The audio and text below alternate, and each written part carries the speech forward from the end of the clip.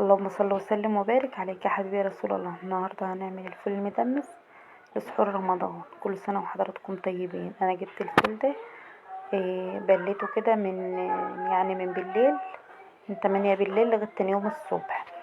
الصبح غسلته كويس زي ما انتم شايفين كده، وحطيته في الحله دي، وجبت جزرتين صغيرين كده ودي بنجرية. انا مخزنه البنجر في الفريزر، اما بطلعها من الفريزر بقى بيبقى تقشيرها سهل خالص. تحت الميه كده بتجرديها كده تحشي كل اللي عليه، سهل. البنجر مش هنقول هيغير طعمه ولا حاجه، بيخلي طعمه تحفه ومش بيبان اصلا في الطعم، بس احنا بندخل الفايده بتاعه البنجر، بناخد فايده البنجر وفايده القصب. وجبت ربع كيلو عدس وغسلته كويس ونزلت على الفول بيه. حطينا بنجر وجزر وعدس وفول، بقوم بالشكل التحفه ده على البوتاجاز. حاجه كده ايه، عسل ما شاء الله. كده الفول دخل في السوا، هو بقى جميل. هو تقيل بس انا هضربه في الخلاطة وازود له ميه. انا ضربته زي ضربا مجرحا كده في الخلاط، جميل كده.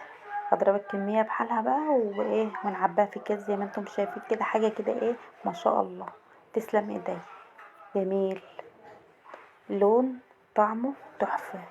ولا البنجر مغير طعمه ولا اي حاجه خالص. انا ما ضفتلوش ملح ولا اي حاجه. لما يجي بقى نستخدمه نضيف ملح ونضيف اللي احنا حابين نضيفه. حاجه كده ما شاء الله، تسلم ايدي. سلام، كل سنه وانتم طيبين.